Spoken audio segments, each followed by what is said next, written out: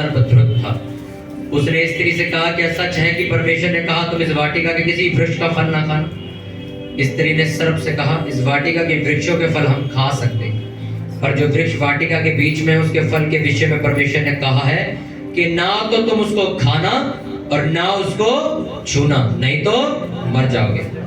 तब सर्प ने स्त्री से कहा, तुम निश्चय ना मरोगे, वरन परमेश्वर आप जानते हैं कि जिस दिन तुम उसका फल खाओगे उसी दिन तुम्हारी आंखें खुल जाएंगी और तुम भले बुरे का ज्ञान पाकर परमेश्वर के तुल्य हो जाओगे। अतः जब स्त्री ने देखा कि वृक्ष का फल खाने के लिए अच्छा और देखने में मन भावुक और बुद्धि देने के लिए चाहने योग्य भी है, तब उसने उसमें से तोड़कर खाया और अपने पति को भी दिया और उसने भी खाया। तब उन दोनों की आंखें खुल गई और उसको मालूम हुआ कि वे नंगे हैं, इसलिए उन्होंने अंजीर के पत्ते जोड़ जोड़ कर लंगोट बना लिए। तब यहोवा परमेश्वर जो दिन के ठंडे समय वाटिका में फिरता था का शब्द उनको सुनाई दिया। तब आदम और उसकी पत्नी के वृक्षों के बीच यहोवा परमेश्वर से छिप गए। तब यहोवा परमेश्वर ने पुकारकर आदम से पूछा, तू कहाँ है? उसने कहा, मैं तेरा शब्द बारी में सुनकर डर गया, क्योंकि मैं नंगा था इसलिए छिप गया। उसने कहा, किसने तुझे बताया कि तू नंगा है? जिस वृक्ष का फल खाने को मैंने तुझे मना किया था, क्या तूने उसका फल खाया है? आदम ने कहा, जिस स्त्री को तूने मेरे संग रहने को दिया है उसी ने उस वृक्ष का फल मुझे दिया और मैंने खाया। तब यहोवा परमेश्वर ने स्त्री से कहा, तूने ये क्या किया है? स्त्री ने कहा, सर्प ने मुझे बहका दिया, तब मैंने खाया। सब बोलो आमीन। इस पूरे वचन के अंदर जब अगर आप पढ़ो तो लोग, बहुत सारे जो पढ़े लिखे लोग हैं, बच्चे हैं, बहुत सारे लोग हैं, पता उन सबको आदम और हवा की, एडम और ईव की स्टोरी के बारे में कार्टूनी तरीके से बताया जाता है, बट एक्चुअल में उस वक्त हुआ क्या था वो कोई नहीं बताता। अगर वो बचपन में क्लासों में कार्टून में दिखा दिया जाए तो बच्चे कभी पाप ना करें। आपको पता है बात? पर आदम और हवा की कहानी एक मजाकिया तरीके से बताई जाती है कि उसकी एक वाइफ थी, उसने एक फल खा लिया था, फिर उनसे मिस्टेक हो गई। कितना छोटा शब्द दे रखा है कार्टून वाली किताब में कि ईव से, यानी कि जो हवा थी उससे एक मिस्टेक हो गई। सर वो मिस्टेक आज तक भुगत रहे लोग, आज तक जो जेंट्स है उसको काम करना पड़ रहा है, मेहनत करनी पड़ रही है, आज तक मौत हो रही है, आज तक हो रही है, आज तक हो रहा है। उसकी एक गलती, जिसको छोटा सा शब्द दे दिया मिस्टेक। परमेश्वर ने कहा, आज से तेरी पीड़ा को मैं बढ़ा दूंगा। जब तू बच्चे जनेगी तब भी तेरे को पीड़ा बढ़ा दूंगा मैं। आज तक भुगत रहे लोग। आदम को पकड़ा, फिर तू मेहनत करेगा, पसीना बहाएगा, तब अब रोटी मिलेगा, कुछ फ्री नहीं मिलेगा तुझे। सोचो आप। और क्या लिखा कार्टून वाली किताब में? मिस्टेक हो गई। ये मिस्टेक है। आपकी जिंदगी के अंदर बहुत सारी ऐसी गलतियां जिनको आप बहुत छोटा समझते हो। मिस्टेक हो गई, चलो, आपको नहीं पता क्या कहानी बना दी जाएगी उसकी। इस वचन के अंदर पता है क्या लिखा, जो मैं आपको बताना चाहता हूं कि कभी आप परमेश्वर को ब्लेम नहीं कर सकते किसी भी चीज के लिए। आपको पता है, कभी भी नहीं कर सकते, कभी भी। एक पास्टर भी नहीं कर सकता। अगर पास्टर की जिंदगी में कोई उन्नति नहीं हो रही, वो खुद कर्जे में डूबा हुआ है, वो भी प्रभु यीशु मसीह पे ब्लेम नहीं लगा सकता। आपको पता?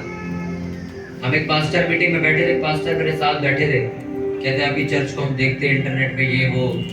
मैंने कहा आपने क्या सेवा बंद कर दी है क्या? मैंने उनसे पूछा, कहते हैं नहीं कर रहे, हम यही एमसीडी में करते हैं।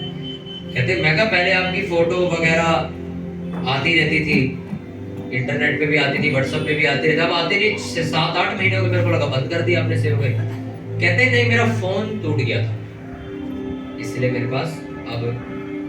आप सुनो क्या कह रहे हो। कहते मेरा 6 महीने पहले फोन टूट गया था, फोन खरीदने के पैसे नहीं मेरे। ये पास्टर बोल रहा है, मैं किसी कलीसिया के इंसान की बात नहीं कर रहा हूँ। कौन बोल रहा है ये? मैं तो आपके पास चर्च जो था, कहते हैं वो और छोटे घर में आ गए जिसमें सिर्फ 6 या 7 लोग आ सकते। अब 6-7 लोग समझते हो? अब ये बैठे 6-7 लोग, उसी में रहते हैं, उसी में चर्च लगती है।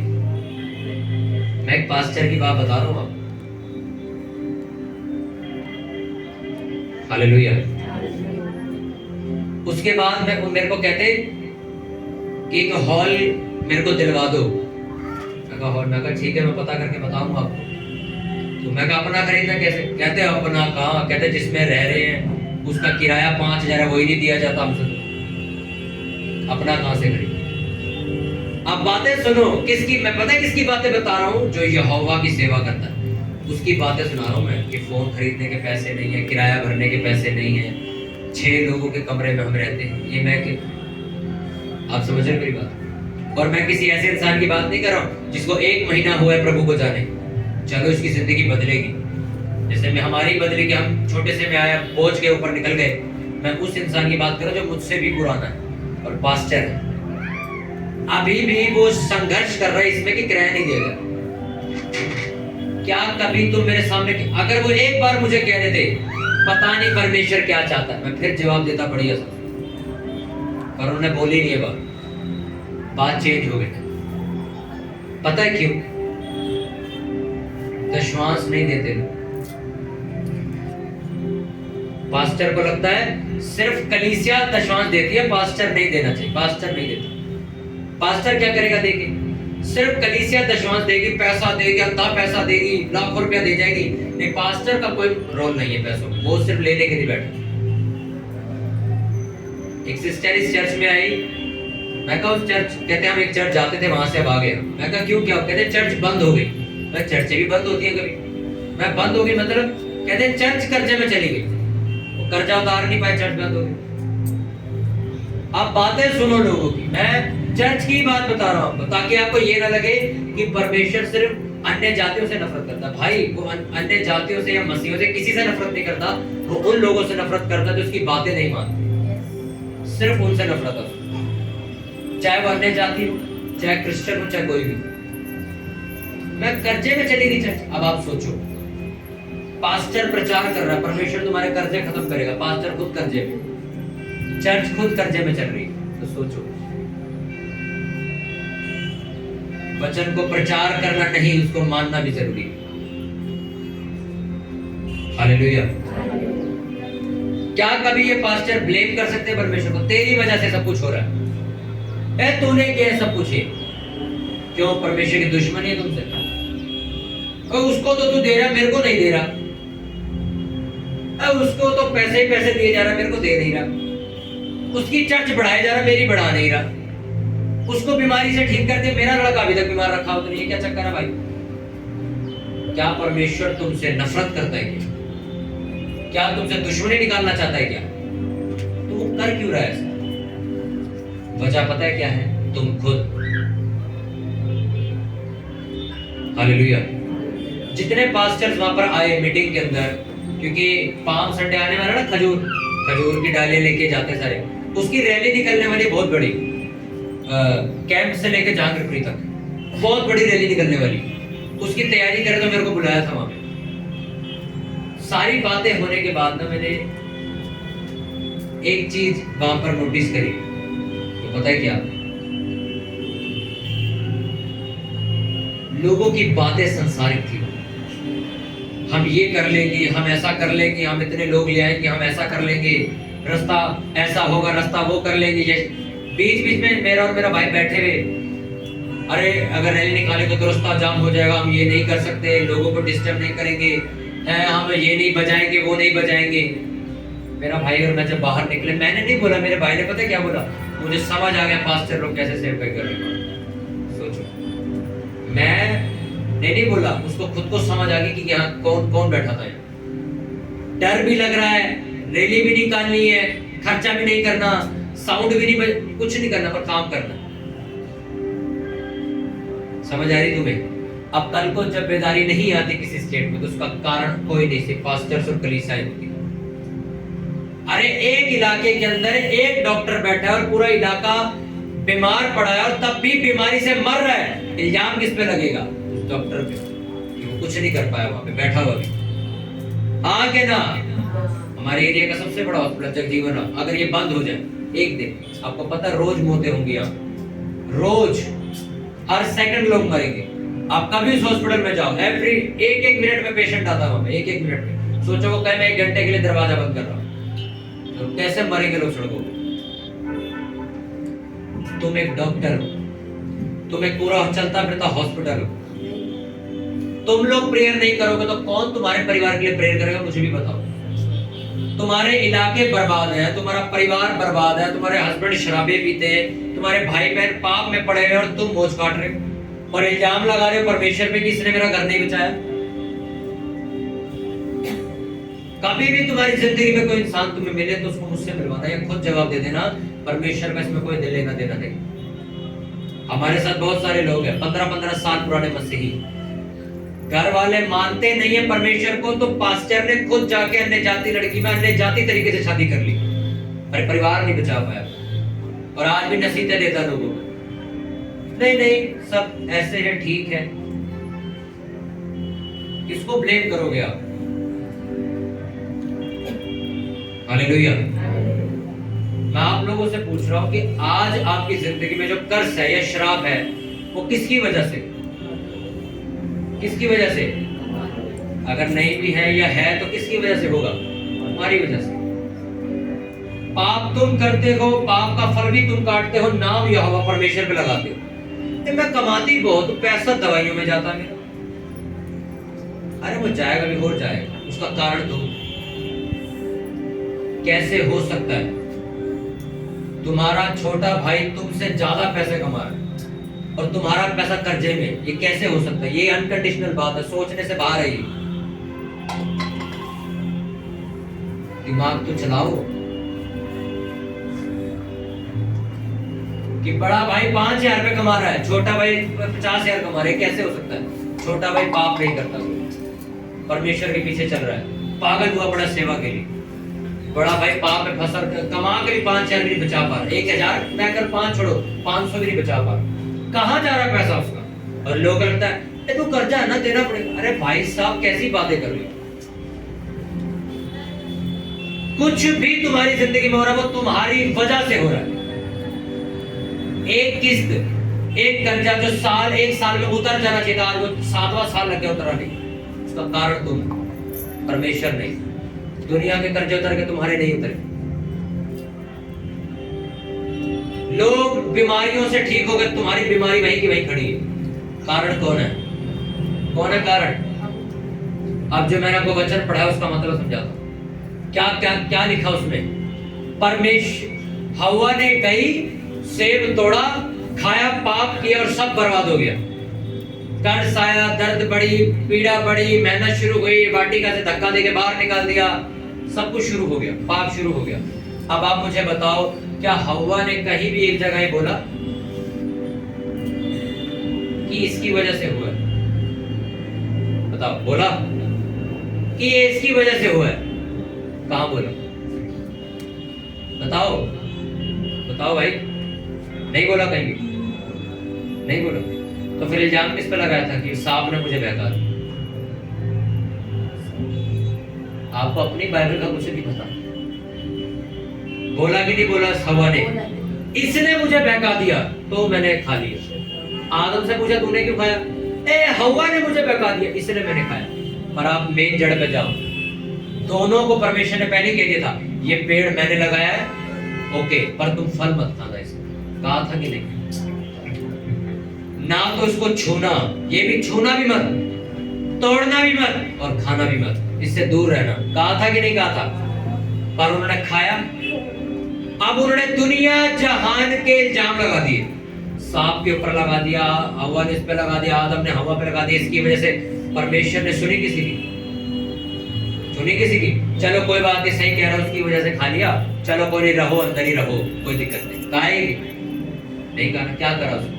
सजा दी, श्राप दिए, सांप को श्राप दिया, वाटिका से बाहर निकाल के फेंका और संघर्ष भरी जिंदगी शुरू कर दी।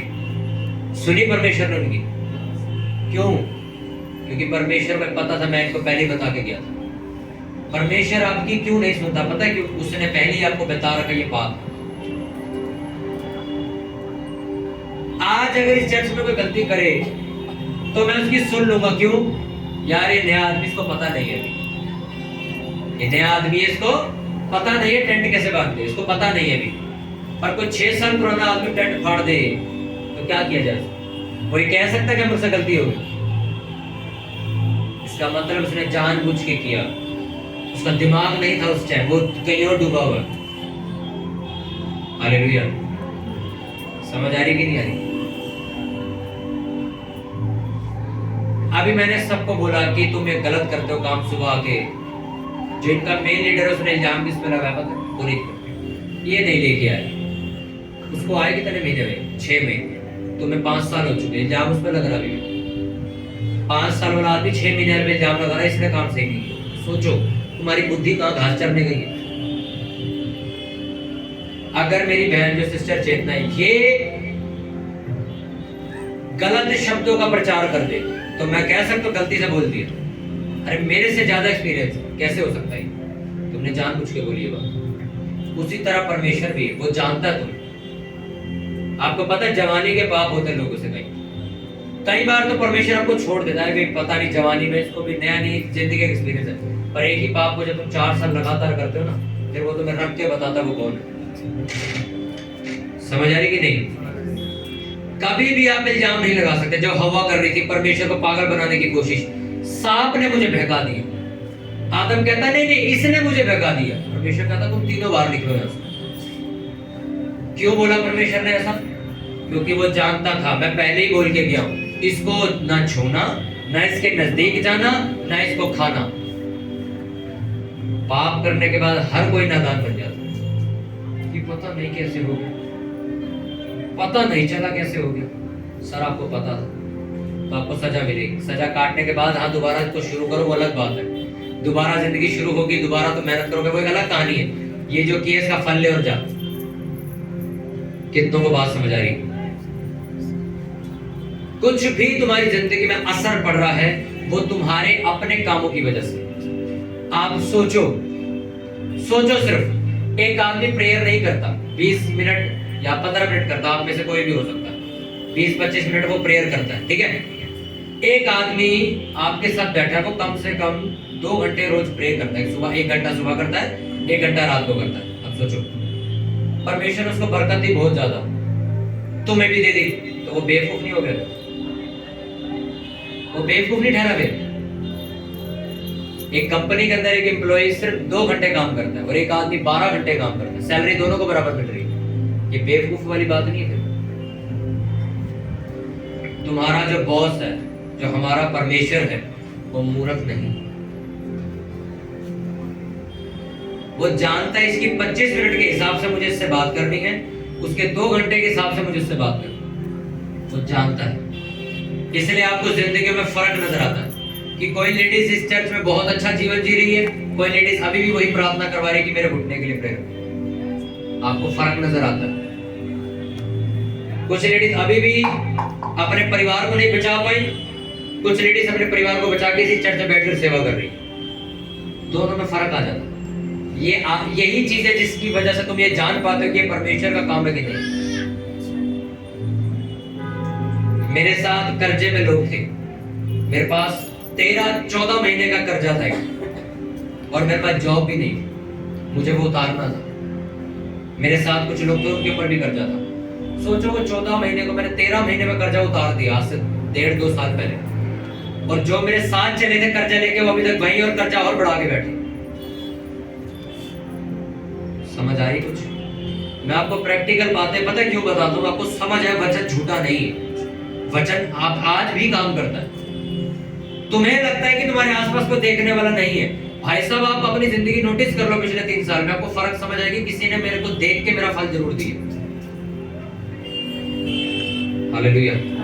कुछ लोग हैं जो बहुत थोड़ा पढ़े लिखे हैं, थोड़ा कम पढ़े लिखे हैं, 12वीं-11वीं करके बैठे हैं, बस 12वीं-11वीं करके बैठे हुए, पर परमेश्वर के लिए वो बहुत ज्यादा उत्साहित है, बहुत प्यार करते हैं परमेश्वर से, बहुत ज्यादा परमेश्वर के लिए अच्छी जिंदगी, वफादार जिंदगी जीते। जैसा परमेश्वर कहता है वैसा करते। वो उन लोगों से ज्यादा कामयाब है जो लोग ग्रेजुएशन करके बैठे, उनसे भी ज्यादा कामयाब है। तब भी समझ नहीं आ रही तो मैं और एग्जांपल देता हूँ। पतरस अनपढ़ था। कौन था? पढ़े लिखे लोग उसके जैसे सेवकाई नहीं कर पा रहे। पढ़े लिखे, बाइबल स्टडी लिए हुए, कॉलेज किए हुए, पोस्ट ग्रेजुएट, पीएचडी करी हुई, डॉक्टर लगता है पास्टर से पहले, पास्टर ये डॉक्टर करके ऐसे नाम आता, तब भी पतरस जैसे चमत्कार नहीं कर पा रहे। वजह, परमेश्वर आपकी क्वालिफिकेशन, आपका पैसा, आपकी सुंदरता देख के काम नहीं करता। उसको चाहिए वो इंसान जो बाइबल को पूरी तरीके से पीछा करता। अच्छा बाइबल में लिखा ये करना, ठीक है मैं ये करूँ। अच्छा बाइबल में लिखा ये करना, ठीक है मैं ये करूँ। अच्छा पास्टर नहीं कहते तो मैं ये करूँ। कितनों को बात समझ आ रही है? मूसा पता कितने साल का था? 83 साल का, 80 प्लस था वो, यानी कि 90 पहुंचने वाला था। सोचो वो इंसान 20 लाख से ज्यादा लोगों की अगुवाई करता था अकेला। वो बुढ़े इंसान ने समुद्र फाड़ दिया था बीच में से। आजकल के बुजुर्ग लोग कहते हैं हमसे प्रेयर थोड़ी होती है। आजकल के बुजुर्ग लोग कहते हैं हम कैसे उपवास रख सकते हैं, हमारी तो उम्र हो गई है। 40 दिन तक ना उसने कुछ खाया ना उसने कुछ पिया। समझ रहे मेरी बात क्या? नहीं, कल रात में अपने कमरे में बनता, मैं खाना खाने बाहर नहीं गया और सबको लग रहा था इन्हें भी खाना खाना, इन्हें खाना। 3 बज गए, 4 बज गए। एक जिद थी मेरे अंदर, मैं नहीं कल ही खाएंगे। शरीर को काबू करना भी तो सीखना है। आपके उपवास भी लोगों को पता होते, इन्हें खाना है नहीं खाना। मेरे से सवाल पूछ रहे खाया कि नहीं खाया, नहीं खाएगा नहीं खाएगा, पता ही नहीं इन्हें खाना है। मुझको पता था मैंने खाना ही नहीं। इस बात को समझो, परमेश्वर का वचन एग्जैक्ट वैसे ही काम करता है जैसा लिखा गया है। इस बाइबल से बाहर जाके तुम कोई फन्ने खा बन नहीं सकते। तुम इस बाइबल से बाहर जाकर भी काम करोगे, यीशु मसीह को नहीं मानोगे, मत मानो भाई, तब भी यही बाइबल का वचन पूरा होगा, क्योंकि इसके अलावा और कोई है नहीं पूरा करने वाला। कोई बाबा तुम्हें अच्छी सलाह नहीं दे सकता, कोई गुरु नहीं दे सकता। मैं आपको सच कह रहा हूं, जो लोग यीशु मसीह को नहीं मानते या नहीं मानना चाहते, अपनी अकड़ में जीते, तब भी यही से फल मिलेगा। तो नहीं हम तो अपने उस बाबा को मानते, ये इसका समझे सर, परमेश्वर की बाइबल तो यही है, बाबा तो अपनी छाप के बैठा है, उसने मर के मिट्टी में चले आना है, उसका वो भगवान थोड़ी है। काम इसी ने करना, काम तो यही करेगी, आप कहीं भी चले जाओ। बहुत सारे लोग यही सोच के चले आते हैं कि चर्च के अंदर है तो हमें ये सब चीजें देखनी पड़ेगी, हम चर्च से बाहर चले आके कर लेंगे तो थोड़ी कोई मतलब होगा। अरे सर आपके साथ वही किया जाएगा जो वचन में लिखा है, क्योंकि वचन सिर्फ कलीसिया के लिए नहीं लिखा, दुनिया के लिए, जगत के लिए लिखा है। यीशु मसीह का सिर्फ इस चर्च के लिए मरे थे क्या? ये केवलाक में सी लाख में चर्च लगती है, इसके लिए मरना है मेरे को, चलो बे क्या लिखा उन्हें? जगत के लिए अपना लहू बहाया। तो जगत में अब जो लोग उसको जानते भी नहीं थे, जिन्होंने देखा भी नहीं उसे, उसके लिए भी मर गया वो। तो फिर वचन कभी तुम नहीं कह सकते कि मैंने तो पाप किया, मैं क्रिश्चियन थोड़ी हूं जो मुझे सजा मिलेगी। हम तो पंजाबी फैमिली से, हमारे यहाँ तो सब चलता है, भक्तों के यही। कितनों को समझ आ रही है? हवा को पहले से पता था इस फल को नहीं छूना, तभी छुआ उसने। अब किसने फेंकाया किसने नहीं फेंकाया वो बात की बात है। तुझे पता था कि नहीं? हाँ पता था, चल फल ले आ। मैं आपसे पूरी कलीसिया से पूछूं, नशा करना पाप है कि नहीं? ऊंची आवाज में बोलो। तो अब तुम यीशु मसीह को मानो चाहे ना मानो, करो। मेरी मासी का लड़का 34 साल की उम्र में मरा। कितनी उम्र में? 34 उम्र। शुरू हुई भी जिंदगी, खत्म नशा। और चर्च भी आया, चर्च आने से पहले भाग गया, बहाना लगा के मैं भी आ रहा हूँ, और घर चला गया। सोचो वही वो दिन था उसके बचने का, और उसके 8 महीने बाद लॉकडाउन में उसकी मौत हो गई। अब आप सोचो, उस जब वो मरा तो 4-6 लोगों के अलावा उसको जलाने वाला भी कोई नहीं था।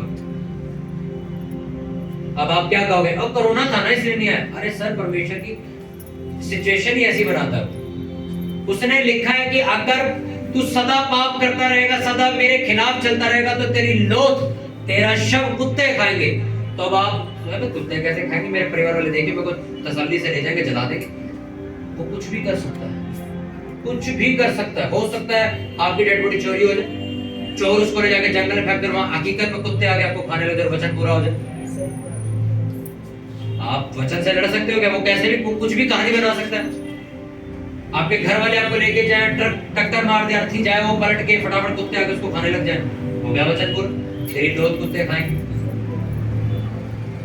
कि नहीं? आपकी अरेंजमेंट्स चर्च आते ही फेल हो जाती, खत्म हो गई। इसके बाद वचन शुरू होता, उसमें लिखा अगर तू पाप करता रहेगा तो मैं तुझे गला दूंगा, गल जाएगा तू, तेरी कमाई तेरे दुश्मन खाएंगे। जो लोग तुम्हारी यीशु मसीह की बेइज्जती करते हैं वही तो कर्जा भर रहे हो, तो दुश्मनी तो खा रहे तुम्हारी। हो तो रहा वचन पूरा। अब तुमको यार पाप या नशा तो मैं करता नहीं, गांजा इंजेक्शन लेता नहीं, सर प्रार्थना ना करना भी पाप। एक दिन दो दिन तो चलो चलता, आदमी बिजी था, पर आप प्रेयर करते ही नहीं हो। यहोवा परमेश्वर की इतनी बड़ी सच्चाई को जानने के बाद भी 10 मिनट बिताते हो उसके साथ, तो फिर ये पाप है। अगर मैं तुमसे पूछता हूं यार वो लोग पागल या मूर्ख थे जो रात भर, शाम भर, सुबह, दोपहर, भोर बैठे रहते थे, अगर तुम्हारे 10 मिनट से कुछ हो सकता तो वो बेवकूफ थे। फिर कितनों को बात समझ आ रही है?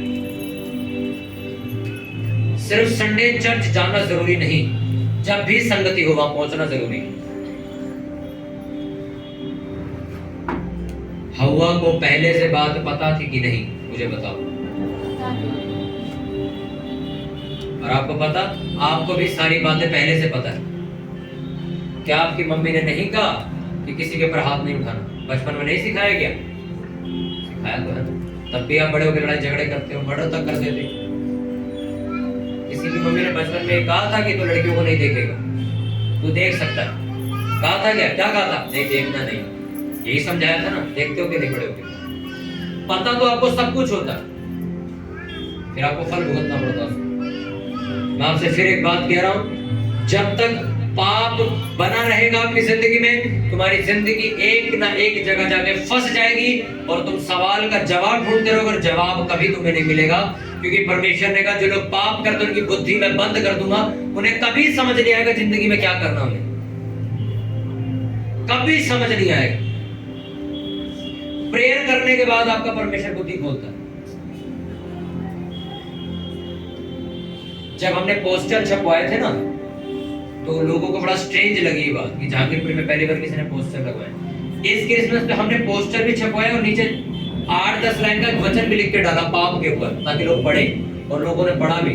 ये लोगों के लिए बड़ी अजनबी सी बात थी। अब वो मैं फरिश्ता हूं जो करके आया। आप प्रेयर करोगे, परमेश्वर तुम्हें बताएगा नए नए तरीके काम करने के, और लोगों के लिए बड़े अजनबी होंगे। ऐसी चर्चेज है दिल्ली से बाहर, उन चर्चेज में अगर आप देखो कहीं ना कहीं वो कुछ ऐसी चीजें करते हैं, दुनिया वो कॉपी करने लग जाती है। वो दिमाग कहां से ला रहे हैं इतना? प्रेयर कर रहे हैं, उन्हें परमेश्वर बता नहीं ऐसा नहीं ऐसा कर, नहीं ऐसा नहीं वैसा कर, एक नई चीज निकालो, एक इस तरीके से ये अरेंजमेंट करो। अभी मेरे एक दोस्त आए हुए थे मुंबई से, अनिकेत भैया, वो यही थे हमारे साथ चर्च में, नाइट प्रेयर में भी थे वो हमारे साथ। नाइट प्रेयर में रुके थे आगे और अगली सुबह गए थे। सोचो, उनकी बातें ऐसी थी कि बाकी लोग कह रहे थे पास्टर है, पर वो एक नॉर्मल, एक मैं कहता हूँ ये नहीं कि पास्टर के असिस्टेंट भी है, नॉर्मल चर्च जाने वाले विश्वासी हो। उनकी बातें थी ऐसी जैसे पास्टर बात कर रहे हैं। वो एक विश्वासी आदमी है, सिर्फ चर्च जाते हैं और उनका अपना बिजनेस है इलेक्ट्रॉनिक्स का बहुत बड़ा, टीवी, एलसीडी, लैपटॉप ठीक करने का काम है उनका अपना मुंबई में काफी बड़ा। उनकी बातें ऐसी थी कि जैसे कोई पास्टर बात कर, उनकी शिक्षा ऐसी थी कि जैसे कोई पास्टर समझा। आप सोचो, चर्च में कोई लड़के बैठ के हंसी मजाक कर रहे थे, वैसी प्रेयर के बाद उन्होंने पता क्या बोला कि प्रेयर के बाद ज्यादा हंसी मजाक मत किया करो, सामर्थ खराब हो जाती है। सोचो, ये बात एक वो इंसान करता है जो खुद एक सामर्थ में जिंदगी जी रहा हो, या कोई बहुत बड़ा पास्टर हो, और वो एक विश्वासी था जो समझा रहा था। समझ आई? ये विश्वासी होते हैं एक्चुअल। और हम यहाँ लोग यहाँ का सोचते हैं विश्वासी तो नॉर्मली जिंदगी जिएगा ना, सामर्थ, अभिषेक, पवित्रता, इससे विश्वासी का क्या लेना देना? ये तो पास्टर लोगों के काम है, हम तो कर सकते हैं। ये वचन कल भी मेरे लिए था, आज भी आपके लिए, ये सबके लिए बराबर है। आज आप लोगों की बातों में आ जाओ कि यीशु मसीह धर्म बदलता है, 2 लाख मिलते हैं, गाय का मीट खिलाया जाता है, तो मानो और अपनी जिंदगी को तबाह करो, तुम्हारी गारंटी। मुझे भी यही बोला गया था, पर मैं खुद चर्च गया, बाइबल लेके आए, घर बाइबल पढ़ते थे, हर संडे चर्च जाते थे। आज सेवा कर रहे, परमेश्वर की जिंदगी बदल दी। तुम्हें अफवाहों में जीना है, तुम्हारी मर्जी। तुम्हें कभी परमेश्वर स्वर्ग से नीचे उतर के बताने नहीं आएगा, अबे भाई वो झूठ बोल रहा है, तू चर्च आएगा, कुछ झूठ बोल रहा हो, ये तुम्हारा फैसला। किसका फैसला है ये? तुम्हारा। कितनों को बात समझ आ रही है? तुम्हारी जिंदगी में कोई भी ऐसा पाप है जो शायद तुम्हारे हस्बैंड को भी नहीं पता, तुम्हारी वाइफ को भी नहीं पता तुम क्या करते हो बाहर जाके, पर परमेश्वर को पता है और वो उसी हिसाब से तुम्हारी जिंदगी बनाएगा। पाप करने वाला व्यक्ति कहीं ना कहीं स्टक रहेगा, फंसा रहेगा, बदनाम रहेगा। हर काम में जहां वो हाथ लगाएगा बर्बाद हो जाएगा। अब आप देखोगे कई लोग कामयाब भी हो जाते हैं। वो कामयाबी पता कौन सी होती है? मैं आपको बताऊं। शैतान कई बार ना आपको मीठा लड्डू भी देता है कि मेरे साथ बना रहे, कि मेरे साथ बना रहे, ताकि इसको ये वहम आता रहे कि मैं पाप कर रहा हूं, सही तो चल रहा सब कुछ। और वो एक दिन आता जब रख के बैट खींच के मारता तुम्हारे और सब तोड़ देता है। और तुम्हें लगता है मैंने कल रात को मैंने गाली दी थी, एक सुबह दे मेरे को एक काम मिल गया। कल रात को मैंने शराब पी थी, सुबह मेरा बिजनेस खुल गया। ये तो चीज बढ़िया काम हो गया, यानी कि मैं सही कर रहा हूँ जो कर रहा हूँ। हाँ, ये सारा वो पैक का कमाल है जो एक लगाया था, उसकी वजह से हो रहा है सब कुछ। हालेलुया। वो कई बार आपको मिठास देता है, आपको खुश करने के लिए कि मेरे साथ बना रही, और वो टाइम टू टाइम तुम्हारी जिंदगी खोखली भी करता रहता है। घीस देखिए कभी, देखिए घीस कभी, वो दिखती बड़ी सुंदर है, कहीं ना कहीं घर में छेद कर देती है। कभी आप घीस देखना चल बैठी हुई, उसकी फोटो दिखाऊंगा तो बोलोगे बड़ी प्यारी है। एक बार घर छोड़ना, पूरा घर में अपने सुरंग बना देगी, खोखला कर देगी उसको, खोद खोद के। है सुंदर पर क्या नहीं? गाय सुंदर लगती, सिंग मारती गाली निकलती, तेरे ऐसी को मुंह लगा। उसी तरह शैतान है, वो जब आपके काम करवा देता है ना, जॉब भी लगवा देता है, काम भी बनवा देता है, रुके काम भी तो बढ़िया यार, क्या जरूरत मेरे को परमेश्वर की? अरे चमत्कार शैतान भी करता है। आज ढेरों ऐसे बाबा लोग हैं जो आपकी किडनियों तक को ठीक कर देंगे चमत्कार से, आपको पता है? तो तुम क्या कहोगे ये भगवान है? नहीं।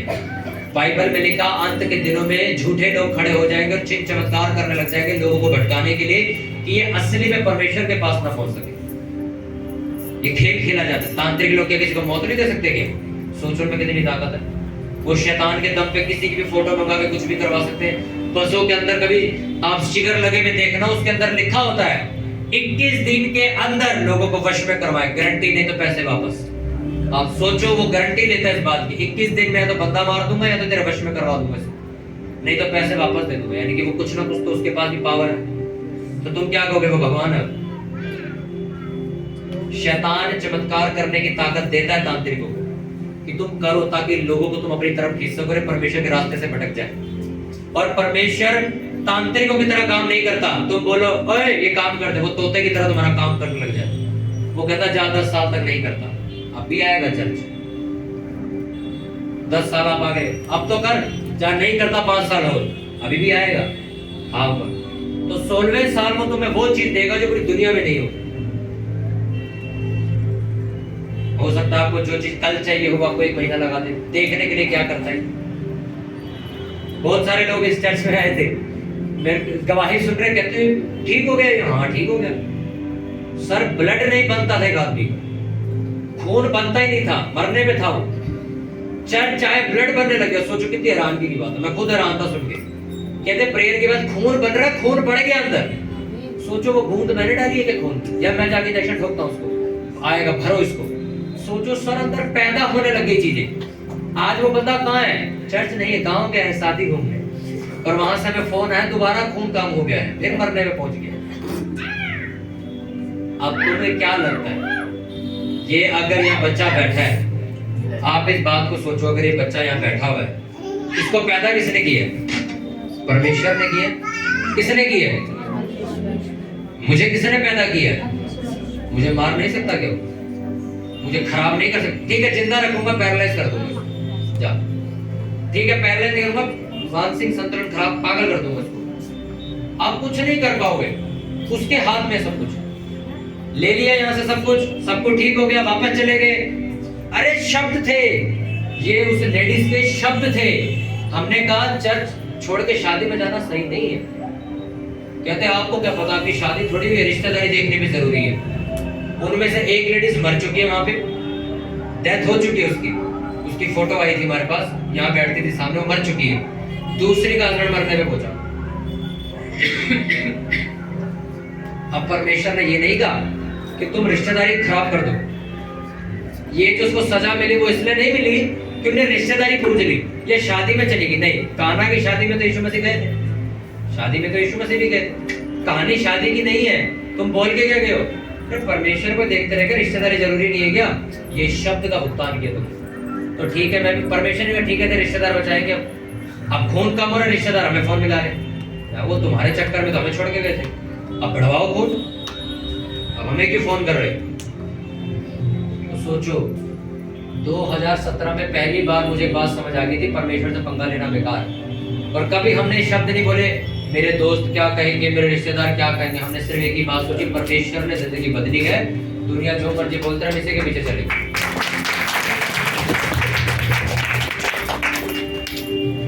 इसलिए आज तक कभी कोई बीमारी नहीं हुई। कभी लोगों के फोन आते ना, सिस्टर आए नहीं, मेरे पैर में दर्द है, मेरे सर में दर्द है, मेरे यहाँ दर्द है। मैं इनसे कहता हूँ, यार ये अनोखी दुनिया में रहते हैं क्या यार? हमें तो कोई बीमारी नहीं होती, हम तो हर रोज आते हैं, रोज तन छन के खड़े होते हैं रोज। आज थोड़ा कमर में दर्द है, ये पता है कौन सी अपनी बेइज्जती खुद कराते हैं ऐसे लोग। थोड़ी सी थकावट ही बीमारी का नाम दे दी, आज मैं बीमार हूँ, आज मैं नहीं आऊँ।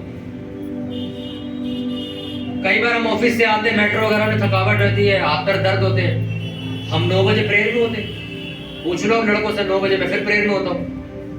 कभी कभी थकावट हो जाती है, अरे हो गई थी, चले यार प्रेयर तो कर, रात को सोएंगे एक ही बार, थकावट है वो। पर लोग सोचो, इतनी ज्यादा तबीयत खराब हो जाए कभी, मैं तब भी पता क्या बोलता हूँ लोगों को, किसी को पता नहीं लगनी चाहिए बात, इसमें अपनी बेइज्जती। भले हमें तो पता है शरीर जब मौसम के हिसाब से बदल रहा है, इससे ठंड लग गई, पर किसी को मत बताना पास्टर जी को जुकाम, कभी मत बताना। लोग तसल्ली से फोन पे बताते मैं आज बीमार हूँ, मैं नहीं हूँ, मैं देती बेइज्जती है यार। तुम रोज अपने मुंह से गंदा अंगीकार करते हो, मैं बीमार हूँ, मैं बीमार हूँ, मैं बीमार हूँ, मेरा पैर ये हो गया, मेरा सर ये हो गया। हकीकत में देखना पड़ो, बीमार ही मिलेगा तुम्हें सदा। कितनों को बात समझ आ रही है? मुंह नीचे करके बैठे रहोगे, कोई फायदा नहीं, यहीं घूमते रहेंगे। हालेलुया। अगर जब तक पाप बना रहेगा जिंदगी में, भुगतान करते रहोगे और इल्जाम कभी यहोवा पे नहीं लगा पाओगे। और जब अपने ऊपर इल्जाम लगने लग जाए तो आदमी एक फैसला लेता, वो होता है आत्महत्या या सुसाइड का। क्योंकि शैतान इतना गंदी चीज है जो तुम्हें इतने गलत इल्जाम लगाता है, इतने ज्यादा तुम्हें दोष देता है कि तुम मरने पे मजबूर हो जाओ। आज तुम उस शैतान को हराओगे और जीतोगे यीशु मसीह के नाम पे। हालेलुया। उस शैतान को हराने का तरीका, कोई तुम्हें धागे ताबीज नहीं बांधने, कोई तुम्हें झाड़े फूंक नहीं करवाने, सिर्फ वचन पढ़ो, प्रेयर करो, परमेश्वर के पीछे वफादारी से चलते रहो, चर्च में बने रहो, खत्म। वो अपना दूर रहेगा तुमसे। समझ गए मेरी बात के नहीं? वचन, प्रेयर, फास्टिंग और संगति, ये 4 चीजें आप करते रहो। संगति में आते रहो, चर्च आते रहो, प्रेयर रोज अपने घर पे करते रहो, दिन रात शाम करते रहो, वचन बाइबल पढ़ते रहो, बैठो एक टाइम निकालो, खाली टाइम पे जाओ, वहां नहीं जब 5 लोग बैठे हो बाइबल खोल के तमाशा लगाते हो। बाइबल खोलो, बैठो, पढ़ो, वचनों को जाने दो अंदर। घर में सारा टाइम वर्शिप चलते रहते हो, चर्च आते रहो, प्रार्थना करते रहो, सेवा का हिस्सा बनो, कोई ना कोई सेवा करते रहो। क्योंकि बाइबल में लिखा हमेशा सेवा करने वाले ज्यादा अच्छे लोग निकलते आगे, क्योंकि उसमें साफ लिखा जो मेरी सेवा करेगा उसका मैं आदर करूंगा। कोई ना कोई सेवा करते रहो, प्रचार करते रहो, लोगों को बचा बचा के चर्च लाते रहो। मुझे भी कोई किसी ने चर्च के बारे में बता तो तुम आज यहाँ सोचो, आप किसी को प्रचार करते हो, वो इंसान बच जाए आगे, तो उसका फल कितना मिलेगा तुम्हें? एक आदमी पाप से निकल गया तुम्हारी वजह से। समझ गए मेरी बात? बोलो जब तक पाप करते रहेंगे तब तक फंसे रहेंगे, जब तक प्रार्थना बंद रहेगी तब तक फंसे रहेंगे। मुझे आगे बढ़ना है, मुझे कुछ करना है। मेरे परमेश्वर ने मुझे सारे अधिकार दिए हैं। उसने कहा है मांगो तो दिया जाएगा। मैं आज से प्रेयर करूंगा, वचन पढ़ूंगा, उपवास रखूंगा, संगति में बना रहूंगा और पाप के खिलाफ लड़ता रहूंगा। अपने हाथों को उठाओ, अपनी आंखें बंद करो और प्रार्थना करो इसी वचन के साथ ऊंची आवाज में कि प्रभु मेरे इस वचन को जो मैंने सुना मेरी आत्मा में 1000 गुना फल लेके आए। तेरे वचन में लिखा हुआ है कि प्रभु अगर जब तक मैं पाप में बना रहूंगा तब तक मैं फंसा रहूंगा, स्टक रहूंगा, क्योंकि अगर मैंने पाप किया जानकर भी तो मैं उसका भुगतान करना पड़ेगा मुझे। तेरा डर मेरे अंदर समा जाए। ऊंची आवाज में प्रार्थना करो अपने लिए।